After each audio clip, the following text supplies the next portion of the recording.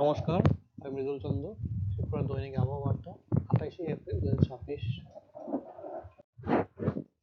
গত 24 ঘন্টা জেলাভিত্তিক বৃষ্টিপাত। গত 24 ঘন্টায় ত্রিপুরা সব জেলায় বৃষ্টিপাত পরিলক্ষিত হয়। গত 24 ঘন্টা তাপমাত্রার দৃশ্যমান। গতকালের সর্বোচ্চ তাপমাত্রা ত্রিপুরা সব জেলায় স্বাভাবিক থেকে কম ছিল। গতকাল সর্বোচ্চ তাপমাত্রা রেকর্ড করা হয়েছে 29.9 ডিগ্রি সেলসিয়াস শালবনে। গতকাল সর্বোচ্চ তাপমাত্রা ত্রিপুরা উত্তর জেলায় স্বাভাবিক থেকে কম এবং বাকি জেলায় স্বাভাবিক আকারে ছিল। আজ সকাল সর্বনিম্ন তাপমাত্রা রেকর্ড করা হয়েছে 14.4 ডিগ্রি সেলসিয়াস হিটের মধ্যে।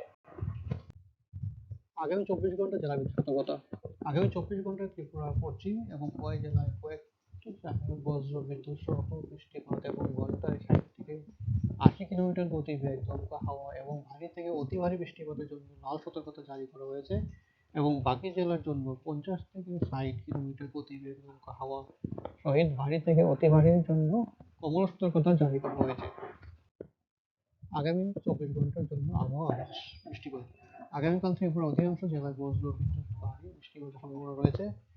সর্বোচ্চ তাপমাত্রা স্বাভাবিক থেকে কম 26 ডিগ্রি সেলসিয়াস থেকে 29 ডিগ্রি সেলসিয়াসের মধ্যে থাকবে।